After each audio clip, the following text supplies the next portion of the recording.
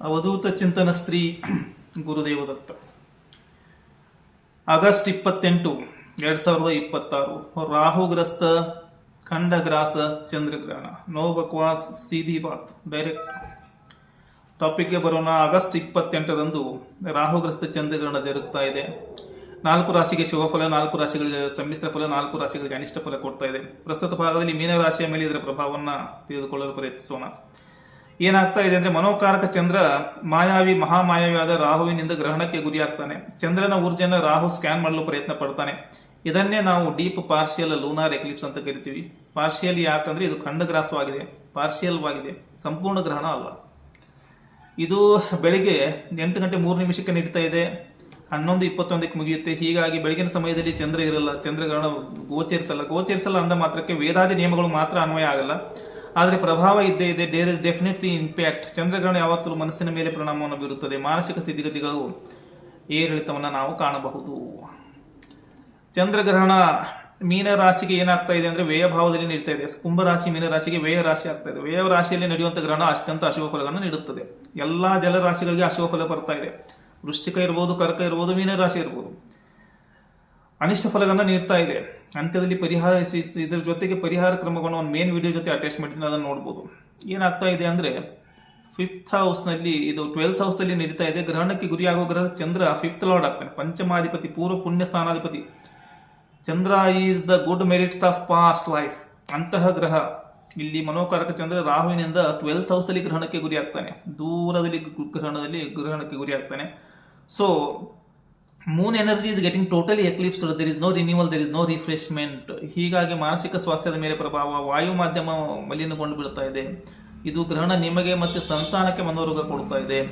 Love ಲೈಫ್ನಲ್ಲಿ disturbance ಅನ್ನು ಕಾಣ್ಬೋದು. Love life get disturb. ಇಲ್ಲಿ ಲವ್ ಲೈಫ್ಗೆ ಗ್ರಹಣ ಹಿಡಿದಿರ್ತದೆ. ಪ್ರೀತಿ ಪ್ರೇಮ ಪ್ರಣಯಗಳಂತ ವಿಚಾರಗಳಿಗೆ ಸೂಕ್ಷ್ಮವಾಗಿರಬೇಕು. ಕಾರಣ ಗ್ರಹಣ ಹಿಡಿದ ಕಾರಣ ಸಂಪೂರ್ಣವಾಗಿ ರಹಸ್ಯ ಗೊತ್ತಾಗಲ್ಲ ಏನು ನಡೀತಾ ಇದೆ ಏನಂತ. ಸೊ ಪೆಂಡಿಂಗ್ ಇಟ್ಟರೆ ಒಳ್ಳೆಯದು 6 ತಿಂಗಳು. ಕೆಲವರು ರಿಸ್ಕ್ ತೆಗೆದುಕೊಳ್ಳೋ ಹಾಗೆ ಮಾಡುತ್ತದೆ. ಅರ್ಜೆನ್ಸಿ ಮಾಡಿದರೆ ದುಡುಕಿದ್ರೆ ಮುಂದೆ ಅನುಭವಿಸಬೇಕಾಗುತ್ತೆ, ಪಶ್ಚಾತ್ತಾಪ ಪಡಬೇಕಾಗುತ್ತದೆ. ಇಲ್ಲಿ ಕಾರಣ ಗ್ರಹಣ ಅಂದರೆ ಹೈಡ್ ಆಗಿರೋದು, ಗೊತ್ತಿರದ ಊರ್ಜೆ, ಬೇಡವಾದ ಊರ್ಜೆ, ಟಾಕ್ಸಿಕ್ ಮಟೀರಿಯಲ್, ಟಾಕ್ಸಿಕ್ ಅಂಶಗಳು, ಡಾರ್ಕ್ ಎನರ್ಜಿ. ಏನಾಗ್ತಾ ಇದೆ ಅಂದರೆ, ಪಂಚಮಾಧಿಪತಿ 12th ಹೌಸ್ಗೆ ಹೋಗಿ ದೂರದಲ್ಲಿ ಗ್ರಹಣಕ್ಕೆ ಗುರಿ ಆಗ್ತಾನೆ. ಇದರ ಅರ್ಥ ಕೆಲವು ಅನ್ನೋನ್ ಥಿಂಗ್ಸ್ಗಳಿದ್ದಾವೆ, ನಿಮಗೆ ತಿಳಿಯಲಾರದ ಘಟನೆಗಳಿರ್ತವೆ, ತಿಳಿಯಲಾರದ ಕೆಲವು ವ್ಯಕ್ತಿಗಳ ಬಗ್ಗೆ ಸಂಪೂರ್ಣವಾಗಿ ಮಾಹಿತಿ ಸಿಗಲ್ಲ. ಸಂತಾನಕ್ಕೂ ಕೂಡ ಬರುತ್ತೆ ಇದು ಗ್ರಹಣ. ಮನೋರೋಗಕ್ಕೆ ಸಂತಾನ ಗುರಿಯಾಗುತ್ತದೆ. ವಿಚಿತ್ರ ಸ್ವಭಾವ, ರೆಬಲ್ ಸ್ವಭಾವದಲ್ಲಿ ಸಂತಾನ ಸ್ವಭಾವದಲ್ಲಿ ವಿಪರೀತ ಪರಿವರ್ತನೆ, ಅಸ್ಥಿರತೆ ಕಾಣಬಹುದು, ಚಂಚಲ ಕಾಣಬಹುದು, ಬದಲಾವಣೆ ಕಾಣಬಹುದು. ದೂರ ಪ್ರವಾಸ ಯೋಗ ಸಂತಾನಕ್ಕೆ ಬರುತ್ತದೆ. ಇಲ್ಲಿ ಅದೃಷ್ಟದಲ್ಲಿ ಏರಿಳಿತ ಆಗುತ್ತೆ.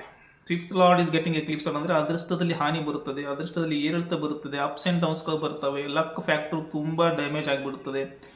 ಯಾವುದೇ ರೀತಿಯಿಂದ ಸ್ಪೆಕ್ಯುಲೇಷನ್ಸ್ ಬೇಡ, ರಿಸ್ಕ್ ಬೇಡ. ಲವ್ ಲೈಫ್ ಆಗಲಿ ಅಥವಾ ಕ್ರಿಯೇಟಿವಿಟಿಯಲ್ಲಿ ಯಾವುದೇ ರೀತಿಯಂಥ ಒಂದು ಟೂ ಮಚ್ ಆಫ್ ಇದು ಬೇಡ. Luck factor up and down ಆಗುತ್ತದೆ. ಅದೃಷ್ಟ ಪರೀಕ್ಷೆ ಬೇಡ. ದೂರದಲ್ಲಿ ಭವಿಷ್ಯ ಇದೆ, ಆದರೆ ರಿಸ್ಕ್ ಕೂಡ ಇದೆ. ಪ್ರಾರಬ್ಧ ಏನಿದೆ ದೂರದಲ್ಲಿದೆ. ನೀವು ಲೋಕಲ್ನಲ್ಲಿದ್ದರೆ ನೀವು ಪ್ರತಿಬಂಧಕತೆಗೆ ಗುರಿ ಆಗ್ತೀವಿ. ಲೋಕಲ್ ಒಂದು 100-200 ಕಿಲೋಮೀಟರ್ ಇದ್ರೂ ಕೂಡ ಇದು ಪ್ರತಿಬಂಧಕತೆ, ತುಂಬ ದೂರ ಹೋಗಬೇಕಾಗುತ್ತೆ ಅದೃಷ್ಟ ಬೇಕಾಗಿತ್ತಂದರೆ. ಇಲ್ಲಿ ಸಂತಾನದ ಮೇಲೆ ವಾಯು ಮಾಧ್ಯಮದ ಪ್ರಭಾವ ಇದೆ, ಮಾಂತ್ರಿಕ ಬಾಧೆ ಇದೆ. ಒಂದು ರೀತಿಯ ನೆಗೆಟಿವ್ ಎನರ್ಜಿ ಸಂತಾನದ ಶರೀರದಲ್ಲಿ ಕೂಡ ಸೇರಿಕೊಂಡು ಬಿಡುತ್ತೆ. ಇಂಥ ಸಂದರ್ಭದಲ್ಲಿ ಪಾದಗಳ ಮೇಲೆ, ಕಾಲುಗಳಿಗೆ ಸಮಸ್ಯೆ ಬರ್ಬೋದು. ಕುಟುಂಬದ ಒಬ್ಬ ಸದಸ್ಯನಿಗೆ ಕಾಲಿಗೆ ಸಮಸ್ಯೆ ಬರುತ್ತದೆ. ಗ್ರಹಣ ಮಾನಸಿಕ ನೆಮ್ಮದಿ ಮನೆಯಲ್ಲಿ ಹಾಳು ಮಾಡುತ್ತೆ. ನಿಮ್ಮ ಕ್ರಿಯೇಟಿವಿಟಿಗೆ ಕೂಡ ಗ್ರಹಣ ನಿರ್ಮಾಣವಾಗುತ್ತದೆ. ನಿಮ್ಮ ಕ್ರಿಯೇಟಿವಿಟಿಗೆ ಬೆಲೆ ಸಿಗಲಾರದು. ಅದೃಷ್ಟ ಪರೀಕ್ಷೆಯನ್ನು ಯಾವುದೇ ಮಾಡಕ್ಕೆ ಹೋಗಬೇಡಿ. ಮನಸ್ಸು ಮಲಿನವಾಗುತ್ತದೆ, ಮನಸ್ಸು ಭಾರವಾಗುತ್ತದೆ. ನಿಮಗೆ ಕೂಡ ಇದು ಸಮಸ್ಯೆ ಕೊಡುತ್ತೆ. ಆಂತರಿಕವಾಗಿ ಒಂಟಿತನ ಕಾಡ್ತಾ ಇರುತ್ತದೆ. ಮಾರಲ್ ಸಪೋರ್ಟ್ ಅಂತ ಅಲ್ಲಿ ಯಾರಿಗೂ ಕೊಡೋಕೆ ಹೋಗಬೇಡಿ, ಯಾರೇನು ತೊಗೊಳಕ್ಕೆ ಹೋಗಬೇಡಿ. ಈ ಅವಸ್ಥೆಯಲ್ಲಿ ನಿಮಗೆ ನೀವೇ ಸಾಕಾಗಿರು. ಎಲ್ಲರೂ ಇದ್ದಾರೆ, ಯಾರೂ ಇಲ್ಲ. ಎಲ್ಲವೂ ಇದೆ, ಏನೂ ಇಲ್ಲ. ಒಂಟಿ ಜೀವನ ಕೇವಲ ಇಲ್ಲಿ ಮಾನಸಿಕವಾಗಿ ಆಂತರಿಕವಾಗಿ ಒಂಟಿತನ ಕೊಡುತ್ತದೆ. ಮೊದಲೇ ಇಲ್ಲಿ ತುಂಬ ಇಮ್ಯಾಜಿನೇಟಿವ್ ಮತ್ತು ಇಂಟ್ಯೂಷನ್ ಇರುವಂಥ ರಾಶಿಯಾಗಿದೆ. ರಾಹು ಚಂದ್ರನ ಊರ್ಜೆ ಸ್ಕ್ಯಾನ್ ಮಾಡ್ತಾ ಇಲ್ಲ. ಮೈಂಡ್ ಎನರ್ಜಿ ರಿನ್ಯೂವಲ್ ಆಗ್ತಾ ಇಲ್ಲ. ಮನಸ್ಸು ಮಲಿನ, ಅಸ್ಥಿರವಾಗಿದೆ, ಭ್ರಮೆಯಲ್ಲಿದೆ, ಮಲಿನವಾಗಿದೆ, ದುರ್ಬಲವಾಗಿದೆ, ಕ್ಷೀಣವಾಗಿದೆ. ಸೊ ಮೆಂಟಲ್ ಪೀಸ್ ಇರಲ್ಲ, ಇನ್ಸೆಕ್ಯೂರ್ ಆಗ್ತೀರಿ. ಲವ್ ಲೈಫ್ನಲ್ಲಿ, ಕ್ರಿಯೇಟಿವಿಟಿಯಲ್ಲಿ, ಜಾಬ್ನಲ್ಲಿ. ಮನೆಯಲ್ಲಿ ಮಾಂತ್ರಿಕ ವಾತಾವರಣ ಇರುತ್ತದೆ. ಸಂತಾನ ಒಂದು ರೀತಿ ಸೈಕಾಲಜಿಕಲಿ ಸ್ವಲ್ಪ ಬೇರೆ ರೀತಿ ವರ್ತನೆ ಮಾಡ್ಬೋದು. ನಿಮ್ಮ ಇಂಟ್ಯೂಷನ್ಗಳು ಸತ್ಯವಾಗ್ತಾ ಇರ್ತವೆ. ಕೇರ್ಫುಲ್ ಆಗಿರಬೇಕು. ಅದು ನಿಮ್ಮನ್ನು ಸ್ಪಿರಿಚುವಲ್ ಮಾಡುತ್ತೆ.